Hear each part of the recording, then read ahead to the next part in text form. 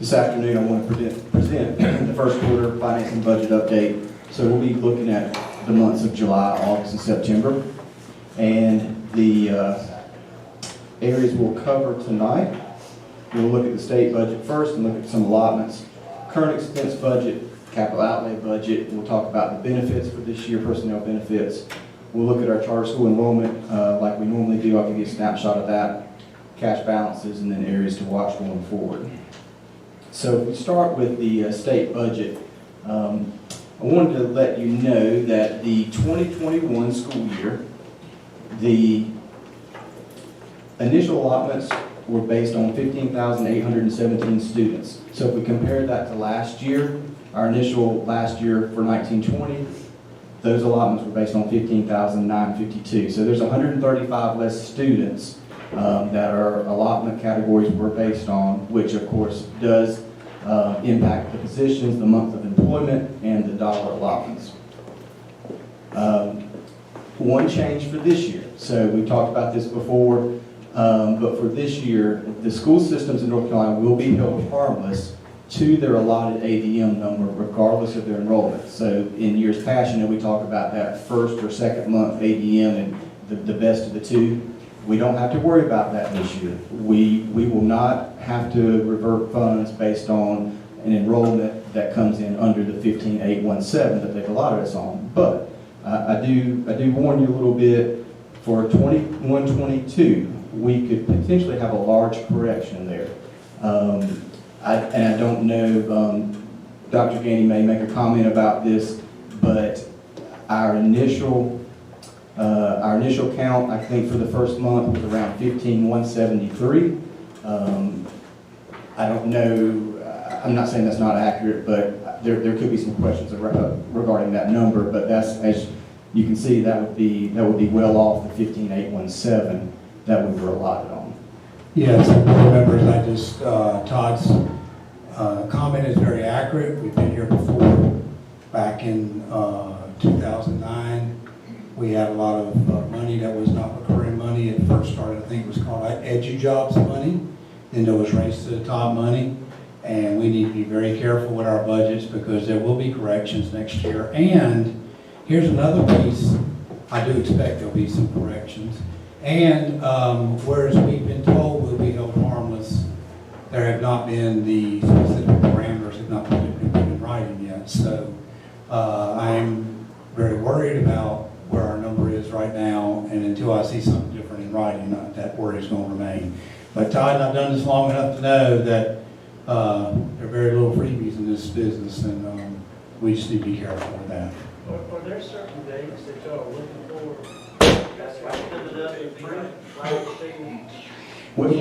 We've already hit that, Mr. Cutler. We hit the 20th day and the 40th day, but the issue is, and I appreciate what the legislators have done. I just want to see what all the parameters are with that ruling. So our legislators were very involved, and early on when we knew that was a topic. So, but I am concerned about what could happen in future years. Okay, the next slide, I'm going to try to enlarge it a little bit here. And I'll try to, I want to spend just a few minutes on this spreadsheet. I give you this spreadsheet every year, and it's a comparison with our initial allotments by category. So the categories are down the left-hand side. First column is 1920 initial allotments. Second column is 2021 initial allotments, and then the difference. And then I go on out to show you the difference between the September 30th and the end of the first quarter. But a couple things I wanted to make note of. Teacher positions, as you can see, the first category, initial versus initial, we gained 3 teaching positions. And you might think, well, how did we gain 3 teaching positions when our allotment is less than, our allotted ADM is less than it was last year? Well, if you remember that K-3 class size ruling, we received year 3 of our additional enhancement teacher allotment. And so that netted against the loss of ADM, netted us basically a gain of 3. So that's, we have 1 more year of that allotment for those enhancement teachers for that K-3 class size ruling. And then that will be done unless something changes. Dr. Gaines? And I want to just say I'm very proud of staff. Next year, we have, let me get the numbers so I tell you. This school system chose to react to the K-3 class size every year. We did not have to every year, but we chose to, and I'm very proud of that because, give me just 1 second, Todd, I hate to hold you up, but I just want to make sure the board members know where we are. It's in the back. If I go into the back, I've been looking for one. So for 21-22, we will have to be kindergarten 1 to 18, first grade 16, second and third grade 17.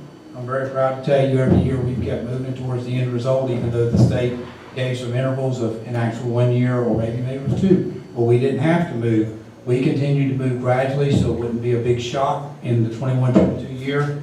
Going into next year, we will only have to move 1 grade level by 1 child.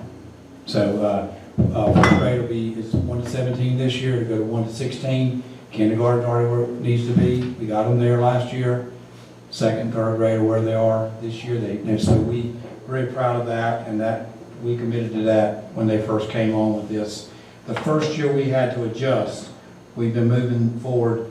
17, 18 was the first year. We went 1 to 20, then 1 to 19, then we kept going. So hopefully we'll be in a good position for next year, other than instead of waiting to the end.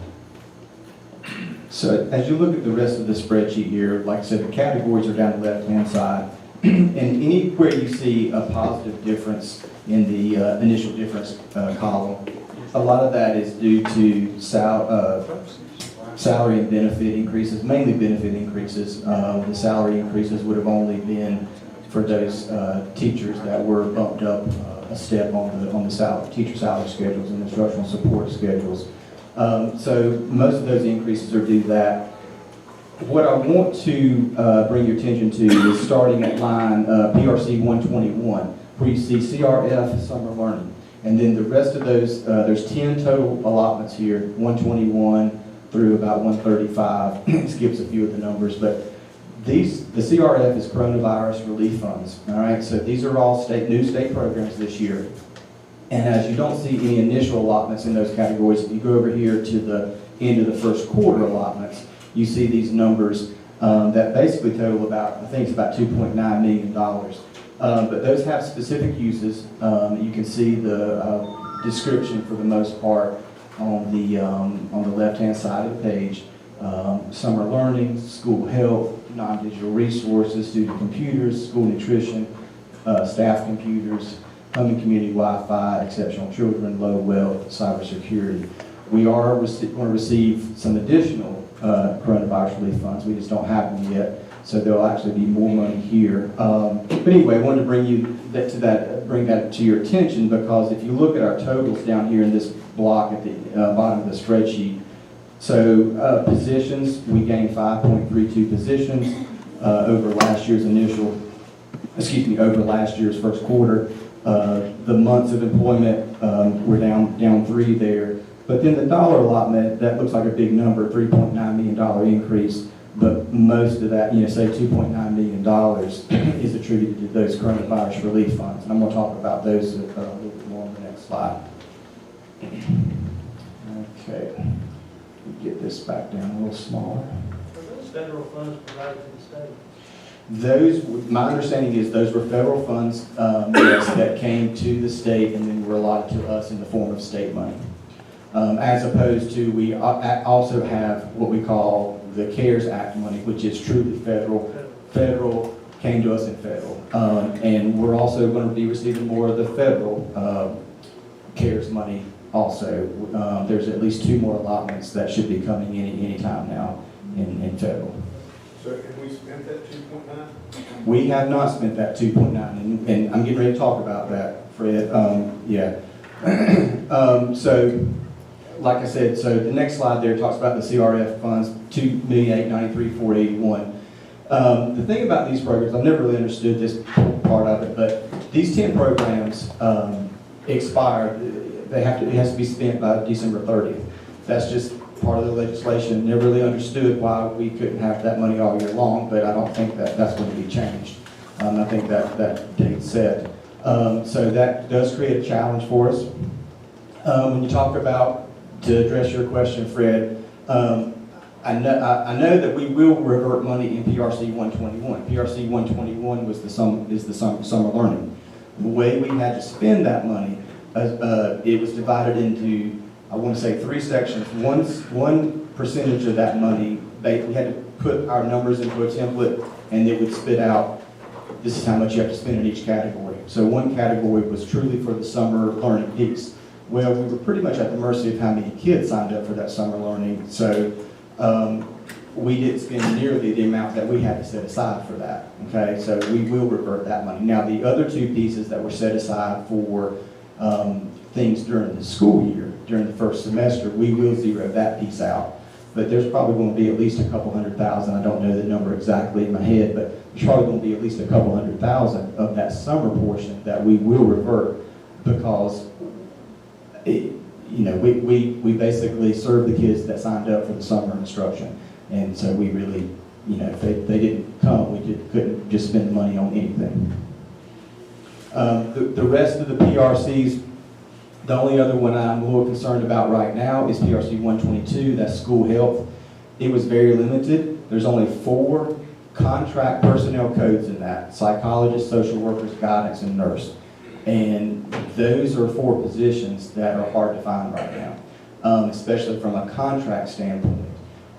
We have contracted with the psychologist, and that may be about it. So there's possibly going to be some money left there. That was not a big portion of money, or an amount of money, I should say. But I will say this, I think I put the bullet in here. Last week, I did have a good discussion with a person at the NC Pro office, and that's the Pandemic Recovery Office at the Office of State Budget Management. He asked me if there was anything that he could do, because he's kind of in charge of these funds. And I said something about the date of December 30th being extended. And he said, well, that's legislation. I don't think that's going to change. I said, well, what about flexibility to move funds within the coronavirus, those CRF PRCs? And I said, because I'm concerned that we're going to have a couple that we can't spend the money. He said, we want y'all to spend the money. He said, we don't want you to revert it. I said, well, the summer learning, I'm going to tell you, we're going to revert the money because we have no choice. And he said, and I said, but if we had flexibility to transfer any of that unspent money into some of the other coronavirus, the CRF programs, that would be great. We could spend it all. And he said that he understood that, and he would be looking into that. Now, I don't know what kind of a chance we have on that, but that would be wonderful. I'm going to get back in touch with him soon if I don't hear from him, and just see where that stands, because now we're down to 2.5 months, or really about 2 months, because of December being kind of a short month. So anyway, I just wanted to kind of update you on that piece. The PRC 134 you see up here, the low wealth, that was originally allotted in our regular low wealth allotment. And Dr. Gainey and I talked back in the summer when we saw what our planning low wealth allotment looked like, and I was like, wow, we gained a lot of money there. Then come to find out, they pulled that out, and they said, oh, that piece was supposed to be in the coronavirus relief money, so they pulled it out of the low wealth regular allotment and put it in that coronavirus, which really means that all that CRF money is supposed to be additional expenditures just for coronavirus needs, unlike our low wealth money, which is for existing needs. So that threw a little kink in the game plan too. But going back to your question, we're going to spend everything that we can. We'll send back as little as only the minimum, but maybe we'll get some flexibility there. Okay, next slide. Talk about a couple of items that we normally talk about in the state budget: transportation. So far, after the first quarter, $802,000, a little over $802,000 is our state transportation expense. When we compare that to last year, we spent $899 the first quarter. That's good, that looks good. The only thing I'm a little leery of, we don't have our first invoice for our contract transportation. I think the first invoice, in talking to Wendy, it won't be too bad. I think that next month's invoice is going to be pretty high. with some of the homeless students. I think we're running a lot of taxi service for those. So even though that number, say $97,000 better than after the first quarter last year, that's probably going to look a little different after the second quarter numbers come in. Current diesel price is $1.24. The other area I wanted to touch on, EC, first quarter EC expense in just the state 032 program, which is the largest EC program that we have. So we spent $1.715 million. And I wanted to, this shows a good picture of the EC budget. Look at the next bullet, personnel costs accounted for $1,713,000. So our total expenditures in EC out of state 32, $1,715,000. All but $2,000 was spent for personnel. And we've been talking about that for the last few years. There's just the EC personnel costs have just skyrocketed. And it just takes every single penny that we have, and they have very few dollars left for staff development or supplies, materials, equipment. And going back to 1920, last year, the first quarter, we spent $1,716,000, so we're down a little bit, under that number a little bit. And then last year, you see the personnel that first quarter accounted for 1.704. So we're right there, taking all that, taking almost all the expenses going towards personnel. So what kind of things other than personnel, as far as the EC part? Just kind of example some of the expenses. Well, it could be anything from specific subscriptions for instructional software, specific supplies and materials over and beyond just what a normal classroom might need. Staff development. From a computer standpoint, at least for personnel devices, and I guess student devices too, for the most part, we're taking care of those best we can throughout the system with general money. We're not saying EC you have to buy your own computers. We're only spending probably $14,000. No, we're out of supplement. Okay. What do we get? I can't believe we're not doing very much for $12,000. No. Yes. Yeah, that's one of the reasons we've been talking to the state for several years about EC funding. If I could show you the difference, it's the EC funding.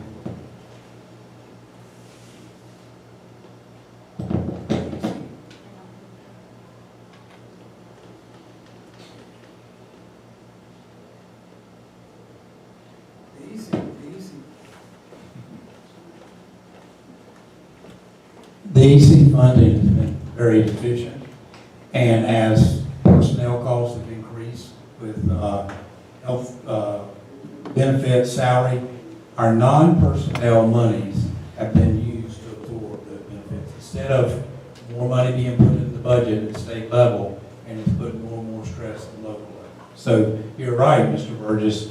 You're thinking, well, what could we do with that little bit of money? Well, we are doing what we need to, but it's pulling out of local and other sources.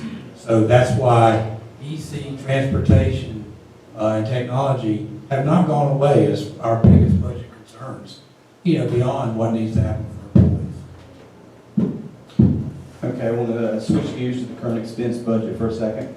So the 2021 current expense budget, and from now on, I'm going to present our current expense information by combining Fund 2 and Fund 8. Because now in the current expense Fund 2, because they're both current expense programs or funding sources, but right now in Fund 2, that's just county appropriations and fines and forfeitures, because by law, that's all we have to have in Fund 2. All the other general revenues, current expense revenues, fall into Fund 8. So Fund 8 is not only your specialized programs like driver's ed and the nursing grant and the NC pre-K money, it's also all the other general revenue sources that we bring in. And to balance that budget out, we throw some of our energy expense into Fund 8, okay? So Fund 2 and Fund 8 combined is $24,455,000. That's our budget this year. So in the first quarter, July, August, September, combined, we spent almost $4.4 million. On a percentage basis, I always want to show you the percentages.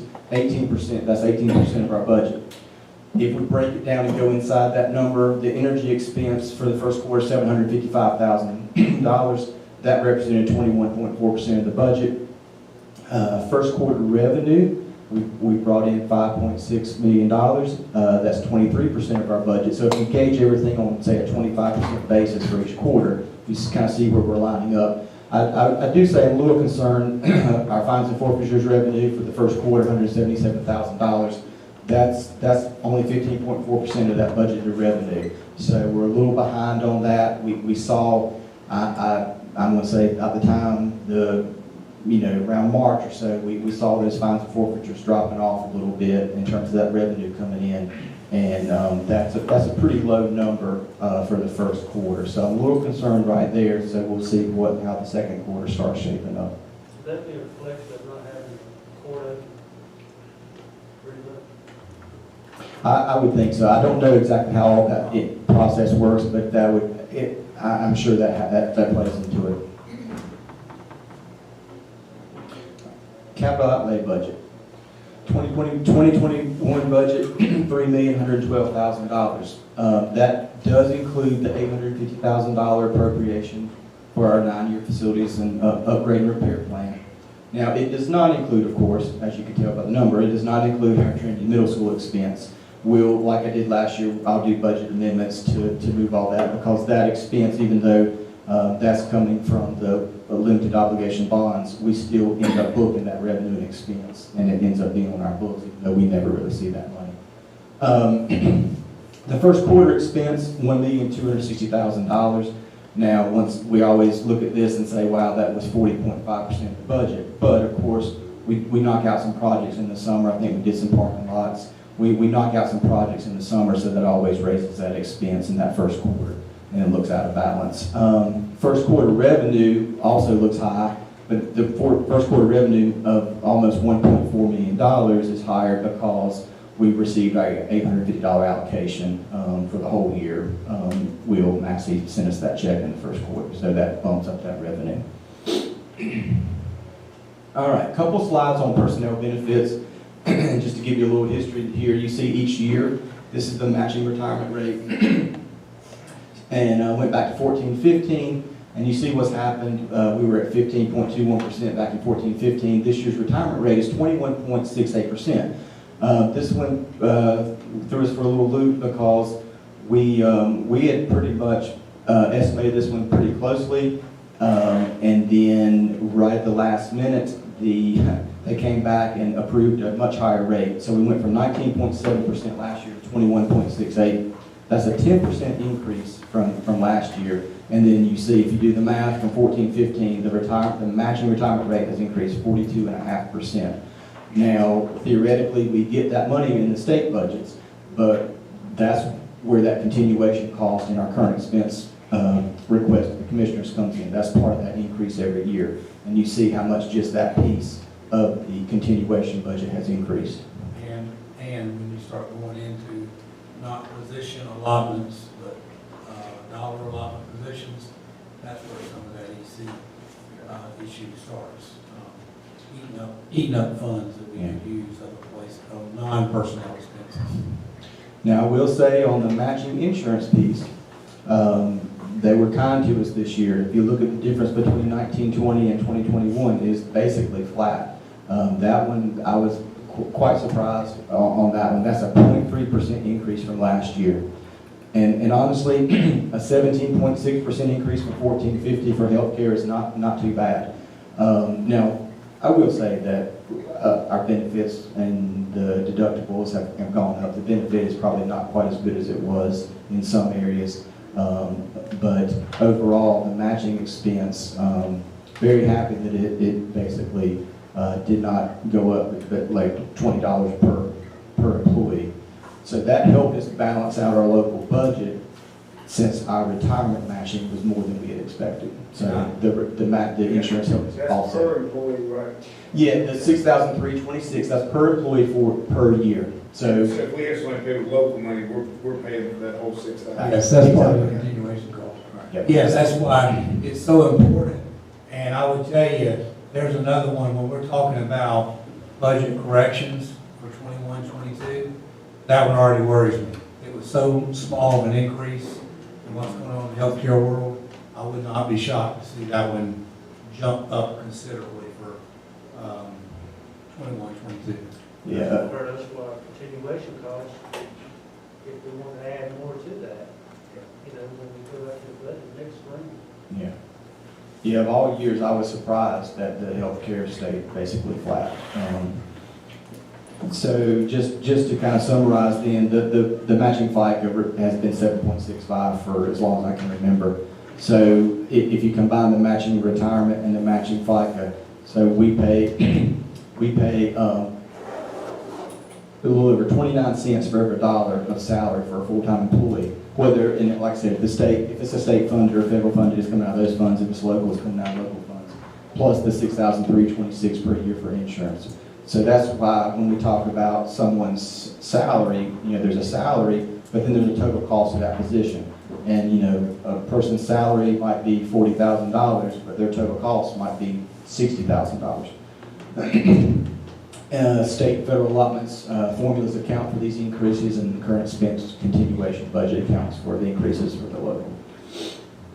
Okay, charter school enrollment. Wanted to update you here. Last year for 1920, we ended with 1,279 Randolph County students attending 16 charters and the 2 virtual charters. So currently for 2021, we have an enrollment of 1,330. That's 12 charters and 2 virtuals reported. I do feel like there's going to be a couple more charters that we haven't heard from, but I don't think the numbers, it will be much of an increase. Overall, right now, we're sitting at an increase of 51 students. And to break that down, you are a charter, gained 43 of Randolph County school system students. Virtual academies, both virtual academies together total 60, which was an increase of 10. The average charter cost is $1,342 per student, and then that virtual cost is legislated at $790 per student. That did not change. Todd, on the numbers for the charters, does that include like if a, like for instance, you are a elementary school, you are a middle school, you are a high school, so each one is just one? Yeah, I'm looking at all combined, yes. Okay. We get one billing for all of them, yes. All right, cash balances. So at the end of the first quarter, current expense 6.2, capital outlay 782,000, AT tax 1.8 million, child nutrition 3.8. I'm pleased with all these numbers, except of course child nutrition. Child nutrition is down quite a bit. We talked about this at the end of the year, I believe, at the end of the school year for 1920. Child nutrition lost, I want to say, in the neighborhood of $700,000 or $800,000, and so that really hit their fund balance. So we're going to keep an eye on that moving forward. And I think that's in my areas to watch. So additional coronavirus funding in state and federal programs, we talked about that. Probably a little bit more additional charter school enrollment, but then there also could be some corrections there. Sometimes that first billing that comes in has, there's some that are, kids are not where they need to be. They may be Ashburn City's kids and Ashburn City Schools kids instead of ours, so there could be some corrections. I don't expect a huge increase there. We should receive our final state transportation allotment. The numbers that you saw on the spreadsheet at the beginning of the presentation, that's just that first allotment. Contract transportation expense, we mentioned that. I'll be interested to see those first few bills coming in from the taxi service to see what those look like. And then the big one for me right now is the school nutrition financial operations and that loss of revenue. So we're going to keep a close eye on that. So there's taking your budget, 125 school nutrition, is that number there, have to offset that loss? Yeah, it is. It's a little complicated, Tracy, on how that works. And basically, I'll give you the Cliff Notes version. If you purchase something for the child nutrition program that you purchased it strictly because of the coronavirus situation, then that can be directly charged to that 125 code. So that's pretty clean and simple. That really hasn't been our issue. Our issue has been, like it was back in the spring, was that loss of revenue because we weren't serving as many meals, okay? So we still have that issue to start the year this year. But what we have to do, the test is this basically. We have to do a month-by-month comparison. So at the end of August, we with the help of child nutrition staff, we ran reports, they ran reports, we looked at expenses versus revenues. So if you came up short, whatever that difference is, you can then use that 125 money to reimburse for, say, salary and benefits, because you're still serving food in response to the pandemic. So anything we do in the child nutrition program right now is truly in response to the pandemic. But going back to making a specific purchase, we can't walk into a school and say, hey, it's time to replace those cafeteria tables. Let's charge that to 125, because guess what? We were going to need to replace those cafeteria tables anyway. So we got to be careful with that. But we can reimburse ourselves after the month is over, which is what we're in the process of doing right now. So it's kind of a convoluted process, but we are going to spend a pretty good amount of that money. I will say preliminary numbers for September, we actually did not lose money in the program in September. We did in August, but we did not in September, which I was surprised, but pleasantly surprised. But therein lies, if we are not given flexibility to transfer any of that coronavirus money around to other coronavirus funds, PRCs I should say, then we could revert some of that 125 money simply because following the guidelines, we won't be able to use it. Because once again, it ends December 30th, which I really don't understand why it ends December 30th. We're not, January 1, we're not going to be out of the situation that we're in. So, any other questions? All right. Thank you, Todd. You're welcome. We will continue to use every bit of money we can, but it is concerning some of the, you hear big dollar figures, but there are some specific rules when we use some, and that's going to limit our ability to use some of the dollar figures.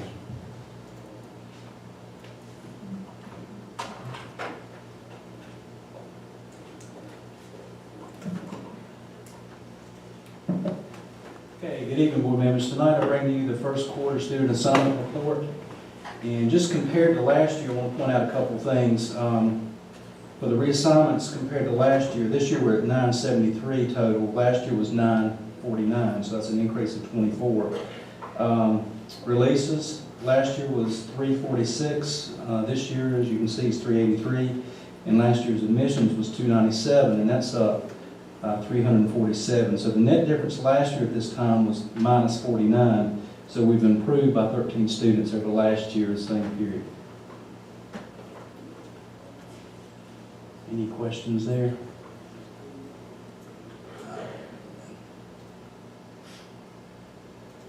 I'm sorry, I should have had that up.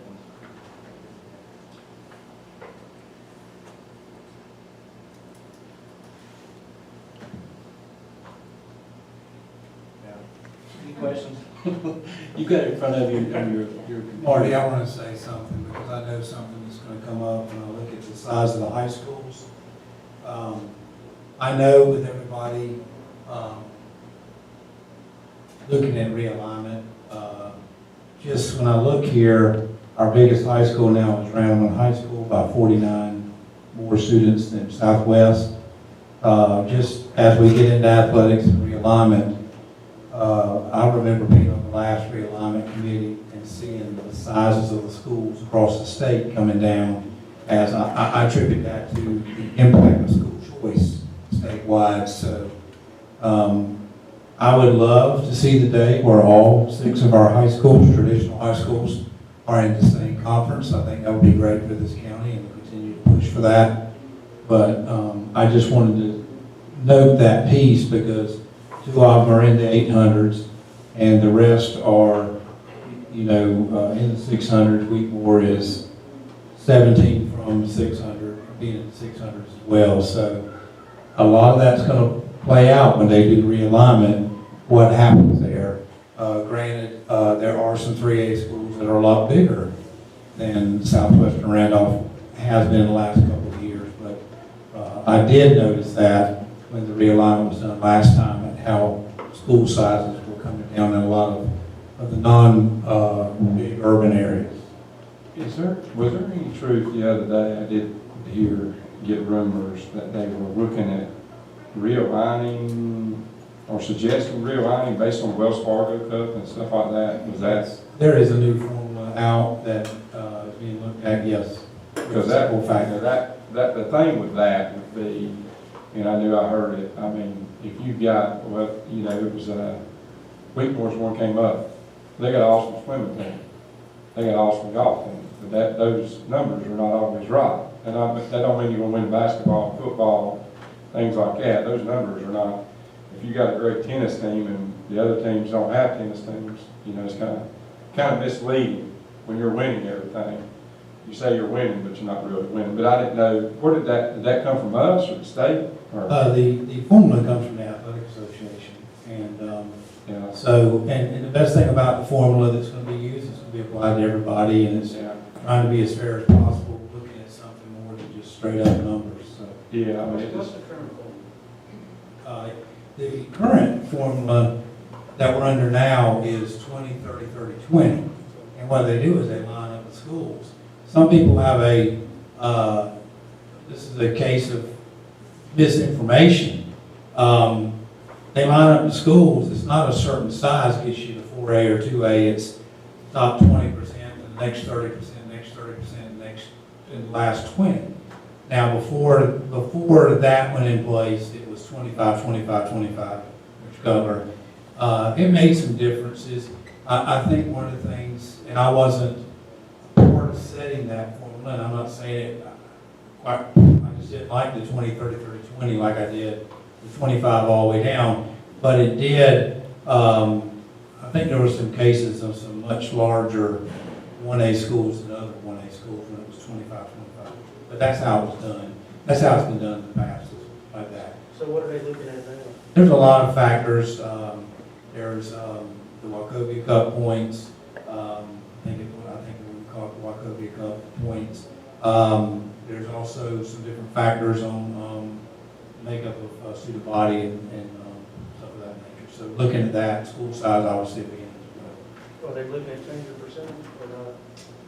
That's not, that piece hasn't come up yet. So if I remember right, and I missed the meeting last Wednesday night, so I don't know if that was discussed or not. I think Wednesday night was more, what are we doing to try to get athletics this year? But the board of directors, which I'm a member of, is we want to push forward with realignment instead of delaying it because of all going on. So I hope that will come out and play out. But I hope we'll get to the day where all the high schools in this county are in one conference. I don't think that could ever probably include Asheboro because they're much bigger than Southwest and Raglan. But boy, that would be nice too if they ever went and we're all together. That would be nice just for travel and everything else. Is, so the high school students at Uwharrie Ridge, they are not counting these numbers for Southwest Randolph, is that correct? No, that should be Uwharrie Ridge 612, sorry about that. All right. And remember this last year of playing sports there, Right. disconnected there, based on what we did last fall. Okay. And is there any, I know that, is there any cause of concern for like Farmer or Trindale Elementary as far as around 50% of capacity or anything? Yes. And then Coleridge. Well, Coleridge concerns me with the size of the student, number of students, but it's still, capacity is up there pretty good. But yeah, those smaller schools, there is concern, yes. We've been watching that for a while, and we'll do the best we can because that's what was happening at Uwharrie Middle, which Uwharrie Middle got around 300. And to staff it, it costs, resources are generated on school campus based on your enrollment. And to make a school go, you've got to still have to have certain staff positions out there. Do you think, I guess, when you look at some of these numbers, and I'm sure charter school probably hurt, maybe Farmer some, but when I first came on this board, boy, they really dropped down a penalty. mean, farmer, they used to, they would probably have about 500, they were close to capacity, remember that, Mark? And on Lawrence, they were close, and those two schools every year would kind of battle for top schools in the county. And sometimes a farmer would beat them out by just serving some really good chicken pie. But I don't think they do that anymore, do they, Tracy? Well, and the other thing that's out there is, Randall Middle was 68% full my first year. I remember that. Randall Elementary was 120%, Marty, that first year, 13, 14. Remember we did the 5th grade academy? And then when you look down at Uwharrie, I don't know what the percentage was, but I do know we were down at about 300, 330s the last time, so. It was below 50. Yeah, that's come up considerably.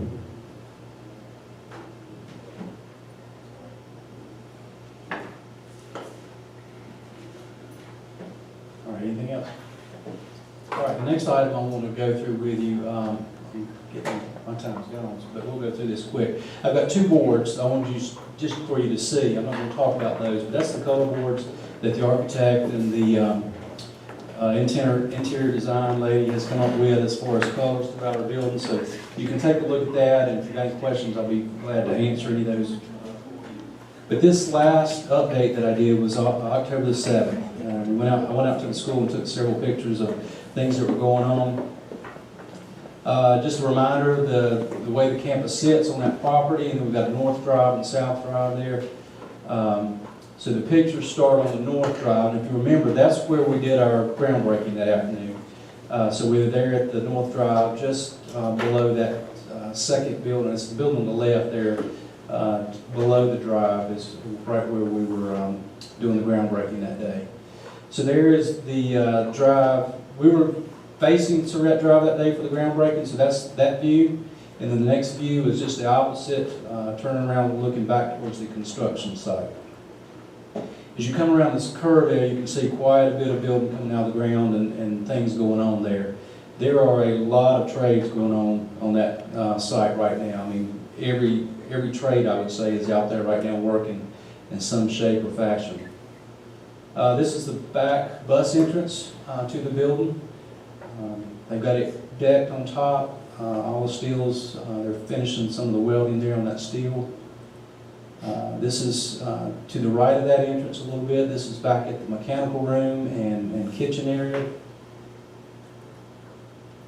They've already got our generator set and our chiller set back in that mechanical area to the right of the bus entrance there. There'll be a curtain wall there that'll sort of block that off, but those items are already set out there on the site. Inside, this surprised me on the 7th. I walked in and the cooler freezer was already there. So they did that, and so that's installed. They're working on getting that set up. There's quite a bit of work there to do, but they had it installed for the most part anyway. The large electrical room there off the back of the mechanical room. That is the, what would that be, northwest corner of the gym, looking back towards it. So you can see there, they've got all the block up. A lot of the decking is going on. They're working right here in this area on some of the side of the decking there. So they're moving right along with that. Now, if I'm not mistaken, when I was up there last week, the gym is now covered with all decking. It's another view. That's the back view of the gym there. Are the bleachers still on one side on gyms? Yes. That's just past the gym, looking back towards the 600 hallway, which is looking back towards the front of the building, the admin build area, and things like that. And then here's the front of the building. I can't read what my little sticker says there, but that's the very front is right in this area. This is the other side of that tall roof line that we saw at the back of the bus building. And right in here, as you can see, they've just started laying some brick.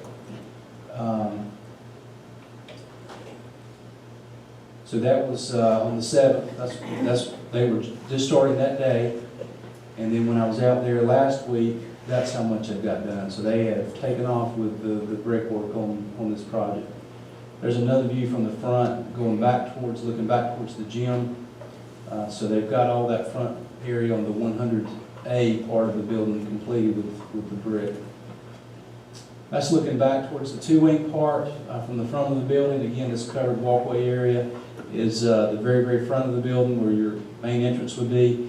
And that's looking back towards the two-wing part, the classrooms. I was also surprised to see sheetrock already inside the admin area. So that's there. They've worked on that very hard. There's a hallway going down the admin area. This has all the sheetrock in. This is a shot looking back towards the stage area. Right now, this part of the floor has been concreted. That was on the 7th of October. And then there's a section looking back towards the kitchen area that they were ready for on the 7th. And then when I went back last week, they got the concrete in. So they're moving right along on getting things completed. This is looking back out to the main, there again is that large covered walkway area. But all this was getting prepped for concrete. And then when I went back, all that's covered with concrete now. So they were moving along in that area as well.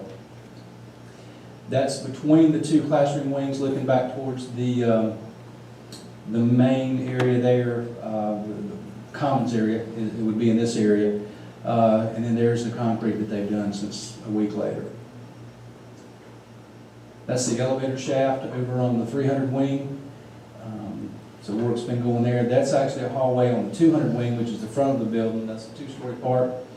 So quite a bit of work going on in that area. Got the stairwell in. That's the opposite end of the building on 200 wing. So that's in. And when I went back on last Thursday, the front stairwell, they've got it included now and installed, so it's there. It's going up to the second floor. That's brickwork or block work on the 300 wing.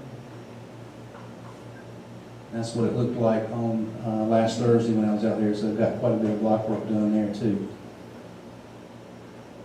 That's from the 7th, that's the very end, looking down on the 300 wing. And this is the concessions restroom area down at the athletic facility fields. When I was there on the 7th, they had got it prepped for concrete, and then when I went back last week, they've got concrete slab poured there for that. And this is a large retaining wall that they're building down on that athletic field area. And this is another picture of it. So the grade will be somewhere right in here. So they got to move, they got to backfill a whole lot of dirt once they get that wall built, and then move off the rest of the dirt that's there. I think that's it. So, you know, I kind of heard so much about building materials going up and everything. How does that affect a project like this? Well, once we locked in on that contract, we're locked in. So I'm not sure what it's doing to the individual subs and contractors, but our price is locked in. OSB is $26 more, 2x4 is $9 piece. So when we're locked in, that means They're high. We're locked in. we're locked in. They said that's Well, another, They said OSB's gonna go up about $35 more. okay, so when So another that's school what would system slow does down second the projects where they got funds money, I mean, first project was locked in, the second project is going to the roof, okay. I just want to say thank you to Marty. Marty's done a great job with this. He obviously has a genuine interest in this, as he has in everything he's done during his time with us. But this is going to be a project that there's not going to be another school. I was saying in the region, Marty corrected me this morning and said it would be the second one of this school in this state. So long time coming for the community up there that made Braxton work for all these years, but project's coming along, and so thank you, Marty. Appreciate everything you've done to get us to this point and keep pushing us. We're 2 weeks off a little bit, Martin. Is it about 2 weeks? Yeah, right now the completion date is July the 7th, and the contractor's been told to shave 2 more weeks off that. What they're trying to do is get everything covered, and then once they do that, everything's right in, they feel like they can make up quite a bit of time. So these last couple of weeks with less rain has really helped get some work done, and I know this week should be another good week for them as well. What got it off, before we're off schedule a little bit, was rock and some rain in the spring, Marty? Is that right? Correct. So, been pleased and just, you know, doesn't surprise me at all based on the last 7+ years of Marty's involvement with this project. That's, it's gonna be a special place here, in August 2021 comes along, it's gonna be special. You're gonna have to show up anyway. Spearheaded this thing. Seems a lot smoother than going, I mean, the other two, since I've been on here, we built, when we were on Providence Road and, Wheatmore, I mean, it was like, just, does Well, it seem smoother to you? Yes, it We had does. a lot of roadblocks along the way, I mean, you know, we, Even with all the rock on this project, I mean, even the off-site, we hit rock. So after we were through with the foundation and going in and putting the storm drain in right around the building, we hit rock again. So there's been quite a bit of rock, but this group has gone in, taken care of it, and moved on. We haven't drug our feet a whole lot, but like you said, the rock did slow them down. There was a tremendous amount of rock there in the foundation area, the building pad area, and then again, we hit it on the, around putting in the storm drain right around the building. So they know how to work and get it done. So I've been pleased with the architect group and the general contractor. would there be woods on the backside of that, or is there, or how close is the? There is, was. There's at least a 50-foot buffer, and I think it's more than that actually, between the line and the tree line that's been cut back. What's back there? That's tough. This is that. Oh, is it? On the athletics field side, yeah. Okay. Anything else? All right, thank you.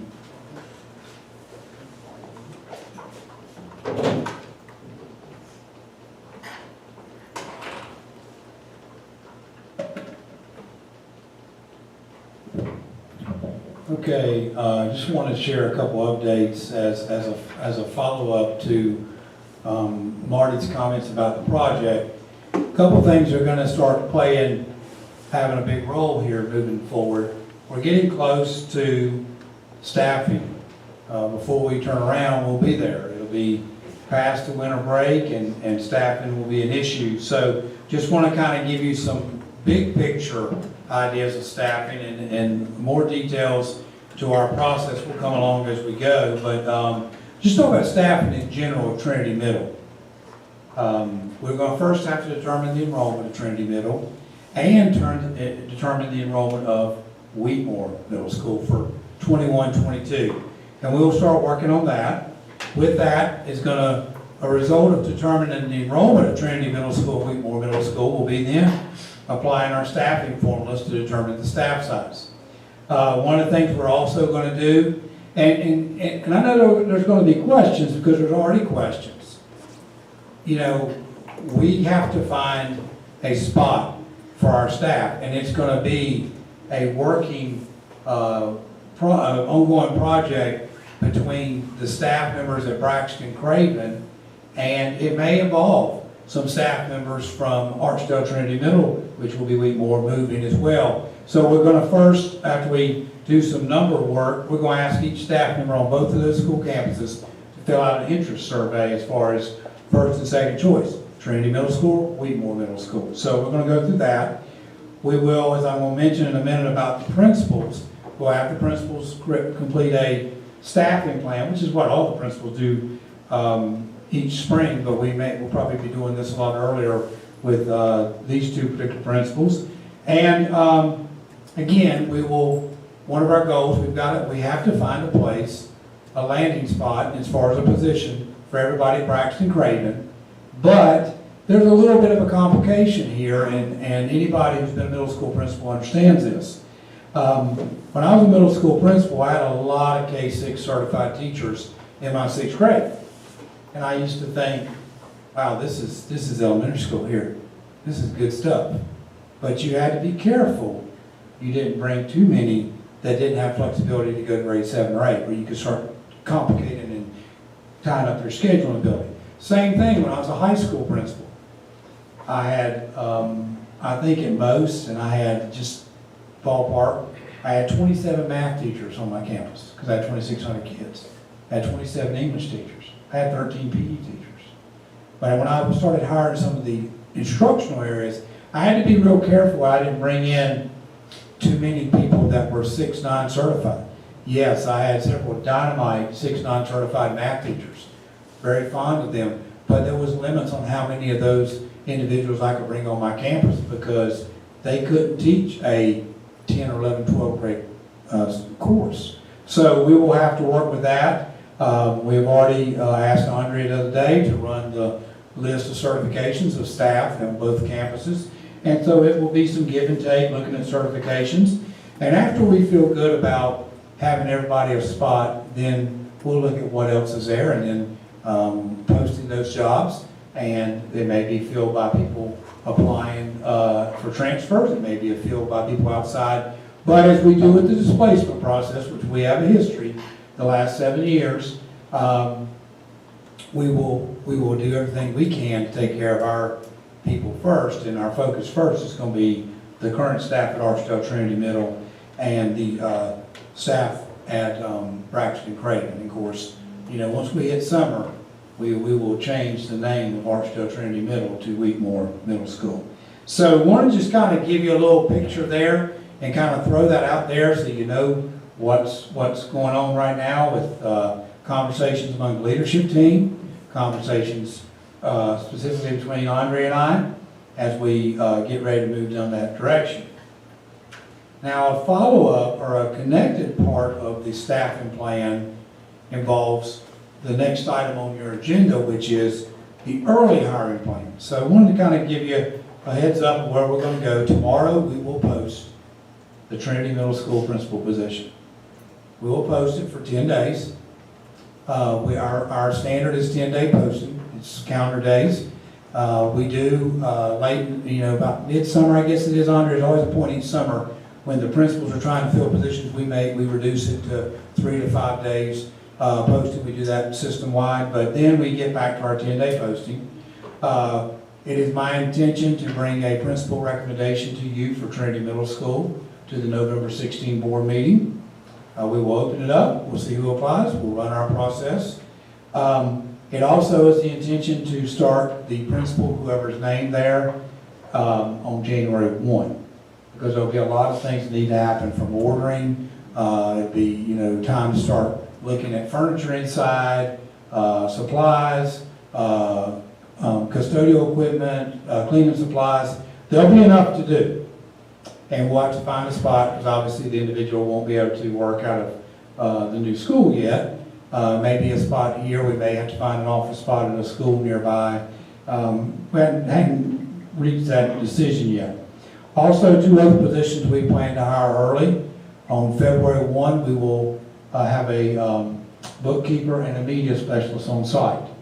And I'm going to speak to how we're going to try to do this in a minute. The data manager will follow on March 1, and we feel pretty comfortable we can hold off on the head custodian until probably June 1. May have to bump that up to May 1. Just depends, because it's a matter of when will the head custodian be able to do anything on the campus to begin with, where the facility is. Now, there always is, so we'll probably look to see if we can work, but maybe we can work and get some part-time retirees to help us either fill a spot of a, you know, say the bookkeeper at Braxton is the one going to Trinity Middle, or the bookkeeper at, I'm just giving that example, bookkeeper at Archdale Trinity Middle is the one going to Trinity Middle. How can we backfill to make sure we are not overhired when we get to the summer and we make the full transition? So we're going to work at that. I will tell you, the state, we will apply for 4 extra months of principal employment. We can get up to 4 extra months. We're eligible to do that. Now, we're going to go ahead and get our application in as soon as we can, as they'll accept it. And we'll go into, you know, back earlier when Todd was talking about the budget, we were talking about some correction stuff that may happen next year. Well, this is why I think we've positioned ourselves well, you as a board and our staff, for this next opening of a school. The extra resources in terms of months of employment, because you're looking at 5 months of a bookkeeper position, 4 months of a data manager, media specialist 5 months, head custodian 1 month, and 6 months of a principal. We hope the state will give us 4 of those 6 months, but we'll have to go through existing resources for these positions, and we're in a position to do that. And I say again, I want to just tell you, we're going to be very strategic as we can to make sure when it's over and the school opens, we're not sitting here with 3 bookkeepers and 3 media specialists to divide among 2 schools. So we've got to be, I can't tell you how it's exactly going to play out, but I will tell you, we will look to see if we can use some, look and see if we have any of our superstar retirees out there that continue to help us and maybe to fill in, maybe as a data manager here or get the new school started, knowing that the data manager for one of the 2 existing schools is coming. One other thing about December, we hope they'll accept our application then. We will apply for an official state school number for the new school, for Trinity Middle School. So that's beginning to have a little ring to me. Trinity Middle School and Wheatmore Middle School. I am very excited for that community. I'll say this, 2 projects have really grabbed my attention. This one and I've enjoyed the 9-year facility plan. I think back to when we didn't have any of that money, and it was $850,000. I've appreciated the commissioners. Somebody sent me a picture today about the bleachers at Trinity High School. We have now taken every set of wood bleachers. All of them are gone out of our high school stadiums. We started out the first couple of years doing things people couldn't see, but now things are happening people can see. But this Trinity Middle School project, I've told several people, just like the Southwestern Randolph High School Stadium project, all I know to do is say thank you to both communities. Because for the first 4 years, or however long before we did the Southwestern Randolph High School Stadium, I never heard one person say what they didn't have or what they wish they had.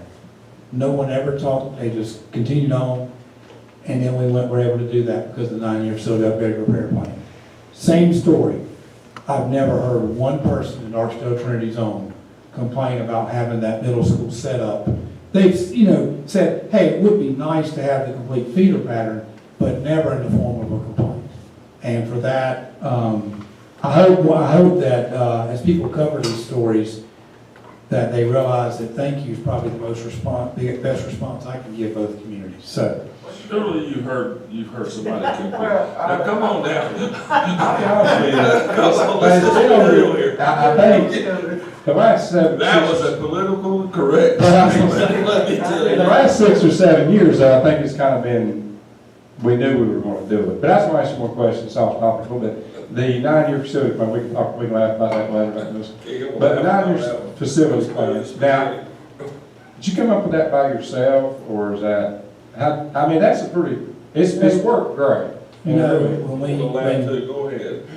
Well, I've got complaints, but I just, In the 13-14 year, early on in the fall, Marty and I had some conversations, and Marty and Larry got working on what are your projects out there, and it grew from there. They did a great job, Larry Chilton and his staff did a great job putting that together. One of the things that I've always thought was special about it is if you give us $200,000 and you say, what are you going to use it on, we could kind of dial it up. Yeah. You may not be able to do this project that was $500,000, because I think that one of the things we've lost sight of in public leadership is you are accountable at all times. You're accountable for whatever actions you take, and you're accountable. I'm saying people in my role. I'm not saying you are accountable for that, and you are accountable for the money that a group of commissioners gives you. And if you don't earn their trust and don't earn your board's trust for what you do with the money, then it's hard to keep it coming. Well, that's a super plan. I'm sure people are going to follow your plan and make plans of their own on other boards. It's been fun. It's been fun to watch the commissioners get behind it too. They got behind it because y'all got behind it. We presented that thing the first time. Mr. Bowles, I don't know if you remember this, but it hit the table in January 2014, that first joint meeting we had with the commissioners in here. And it hit that table, and Mr. Cutler, you were here, Mr. Cook was here, and I don't know if people remember, but I have a very fond memory. We asked for $736,080 more that's what we needed per year.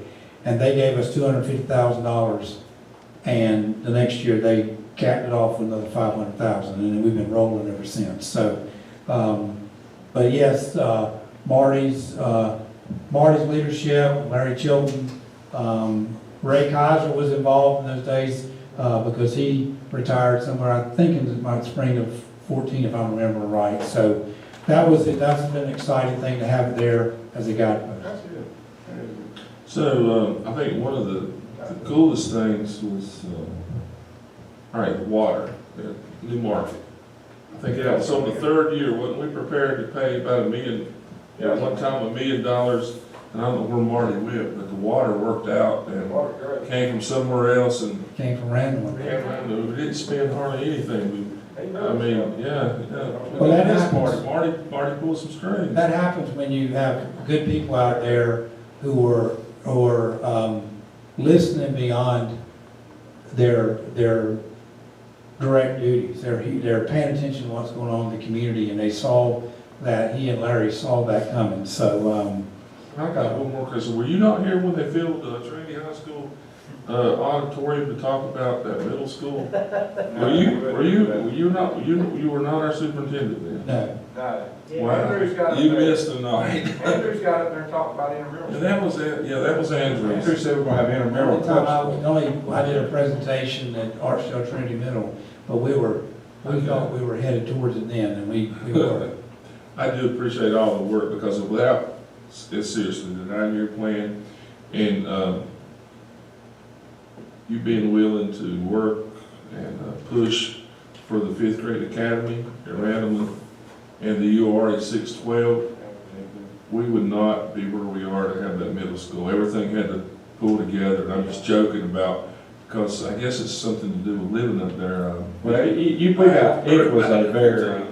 is a very sore subject, and I really think that middle school will bring the community back together, because it is a sore subject, based on mostly It's not as athletics. bad as it was, but it's still, Not as bad as it was, but, the thing is, you get, it got a lot easier when these kids got. nice stuff.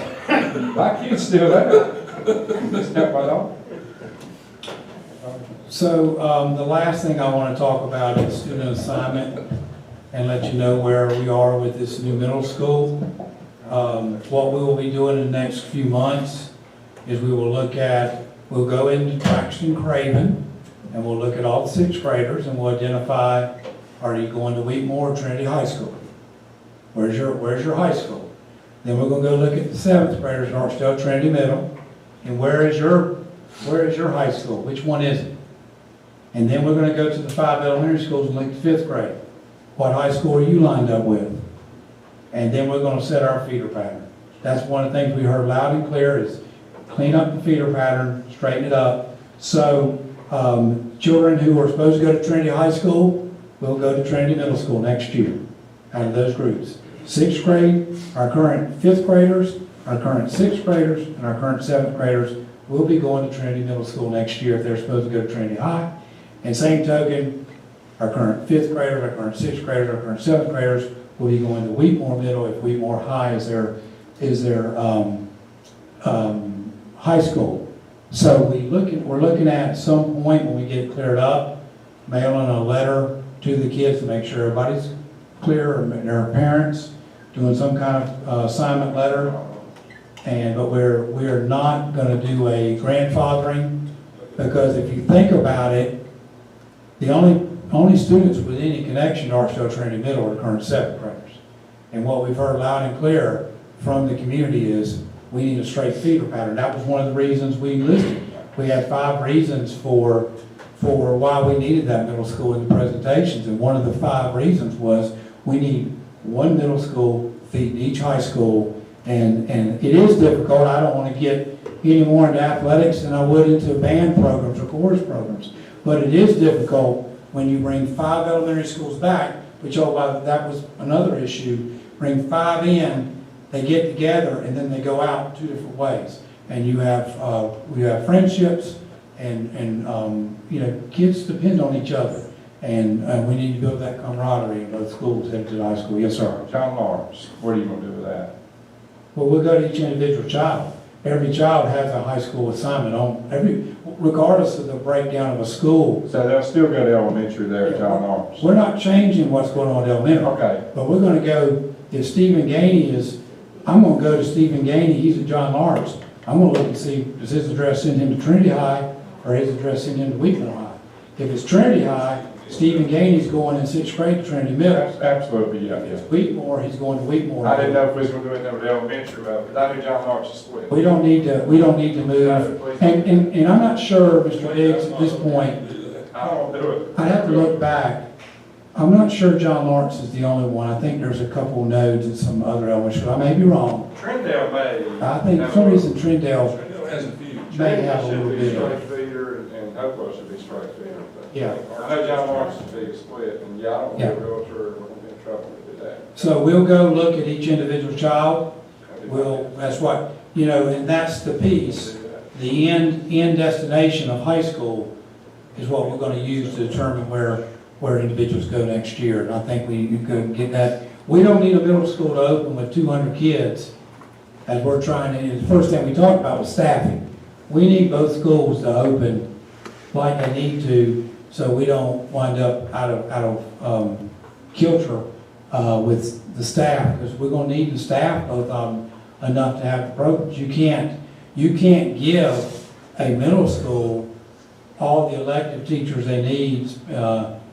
You'll need to do that. We need the enrollment there to support it. Yeah, I Which think is- the way that housing's booming, yeah, I think you're gonna be surprised by our numbers. I think our numbers will be great. I mean, it's as quick as you can build them yourself, so. Yeah. But now, when you were talking about the staff, and maybe I wasn't listening like I should, probably wasn't. But anyway, the Braxton staff, will you do you do any kind of like a survey, or what school will you be interested? We're gonna do a survey. After we identify the number of students going to each middle school, and then we're gonna let them say, basically, the survey is gonna probably be very simple. It's gonna be first preference, Trinity Middle or Wheatmore Middle. Because you gotta balance it out, because, I mean, in all honesty, if it, Yeah. I mean, they may be Everybody licensed. Oh, I know that, but you know what now? When they did the Wheatmore Trinity, they did a survey, and you would be surprised. I mean, there's a comfort level about being 10 years at AT Middle or whatever. You know. It's a lot of people probably got to the way they want it. Yeah, but my concern, I'm just thinking, if you had taught, even though you're licensed, if you taught 6th grade for the last 10, 15 years, you do need a balance there too, wouldn't you? Like, Well, that's the piece. You can't have too many K-6 people on the middle school campus, or you ran a report and there was a good number of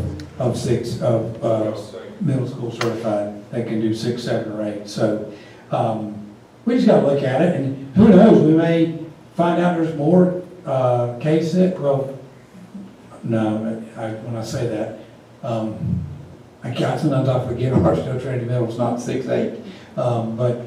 We'll look at that, and Andrea did say when she looked at the list that the number of staff that had the 6, 7, or 8 certification was higher than she thought too. So maybe there won't be as big an issue as, but I know as a principal on both levels, I had to be careful how many K-6 I brought in middle school, and I had to be careful how many 6, 9 I brought in. Yeah. have you ever, I mean, I know you were at the high school a long time, have you ever worked closely, or when you were in opening a new school, have you ever been this, I know you haven't been this close to one, this is gonna be a pretty good experience for you, probably. I knew the guys, and I think that school system will forever be 10, 15, 20 schools behind because of the growth there. We had a different challenge though. This wasn't opening a school and closing one. In there it was, we kept growing. We were growing 8,000, 9,000 students a year. and then the recession hit and they dropped down to about 5,000 kids a year. So when schools were being built there, it wasn't to take one off the listing, it was, we had to have another one. So with that was coming more positions as well. So that's a little different dynamic than this one. This one's closing one, this is replacing one. You may be building the last school in the state for a while, probably. But have we figured out with Braxton Craven, I know we had talks about donating it back, but I know that Trinity High School uses that gym a lot for practice and things like that with their basketball. Are we going to be able to, have you guys thought about how we're going to do that? We're going to be able to walk that back to the county and keep that gym and then the parking. It's going to be big for Friday night. You know, they need that parking. There's not, when they, football games are down the road, which ain't really safe. They need that parking. Daryl Fry told me that the county may be interested in some of that school for some, but I'll tell you two things you don't want to mess with. I'm telling you. If I'm long gone, anybody on this board, I promise you will get crucified. You mess with that gym, We need the gym. or you mess with that daggone gazebo out front. Yeah, well, you need that. You don't mess with that gazebo, that's the history right Have you there. figured out how you're going to separate that yet, or not, or just kind of keep it in the county? There's been some conversations between some of the leadership and Marty about what we do. I think the gym's a very valuable piece for us. I don't think we can afford to keep the lights on and open a new school at, keep the lights on in Braxton. So, more to come on that discussion. I've heard of the interest too in the building, but, we don't need to be maintaining that building after this, so. Well, I knew that, I mean, obviously, the high school uses it, but the whole community uses that gym. That's in fact every That's Saturday. historical piece. Yeah, it's kind of like the whole area. But isn't there a legal aspect there since that building was donated to the county? I mean, what I've heard over the years, there's something there, it just don't belong Randolph County or something. It's donated I think it has to go back, we have to relinquish it back. back to the And county. there's, Schools just well, don't really. there's another piece to it. I think there's some provisions about what that facility can and cannot be used for, based on its, the history of the building, I do believe. My dad went to school there when it was the original Trinity. So, Mr. Cook, that is the end of my information. I do want to call your attention, board members, to the schedule events that's in your materials. I don't think I added any new dates this time, but check those out. We do know, and Mr. Cutler, I think you had mentioned earlier, the School Board Association meeting is going to be done remotely. And we'll talk about it tonight, about voting delegates in the board meeting, because I need to get those names in. But have a couple things there you probably want to note for your calendars now. Haven't come to the final conclusion, but I really like the idea of us going ahead and moving Teacher of the Year to the fall. We talked about that, and get one of those 3 big events out of May, because everybody's doing so much. So I want to start having a more serious conversation with staff, and we do partner with Ashburn City and see what their interests are, and go ahead and move that to the fall. It had a real good feel when we thought maybe we could get it done this fall, and this pandemic continued. So it's maybe in a more of, when you do 3 of those things, between the recognition, retirement, and that's a lot in 1 month. There's one thing on here, and I understand the pandemic would affect it, but I was thinking, that's the thing at Christmas that the board would do for like transportation, warehouse principals, a group of people that doesn't get recognized a whole lot. And, we had moved it to Snyder Farms, where they would come in. And that's probably, but before we moved it there, they used to have it here, they would cater it. And I was just wondering, do you think there's a way we could, whether we work it out here and they take it back to where they were, come and get it? I think we need to consider doing that, somehow making that work. Because Snyder's catered here, first 3 or 4 years I was on the board, we would do it, and we would actually eat in here. And, you know, some people, they would come, You don't think they enjoy going to Snyder's? they enjoy that, but I'm worried if it's an issue with too Yeah, many people. we'll check on that, I mean, because Beverly and I they just, enjoy going to Snyder's, Oh, but we- that was why I said that. But it's not on here at all, that's why. well, I never put it on there. Oh, you don't? I never put it on there, but I've got it on my list It's of, on your radar, that's all. yeah, we talked, Beverly and I talked about it the other day. I don't know, Ms. Farlow, I don't know what Snyder's response would be with some of the requirements, but, well, we can definitely check it out and see what's going on with that. I did do a survey, those guys don't like spaghetti.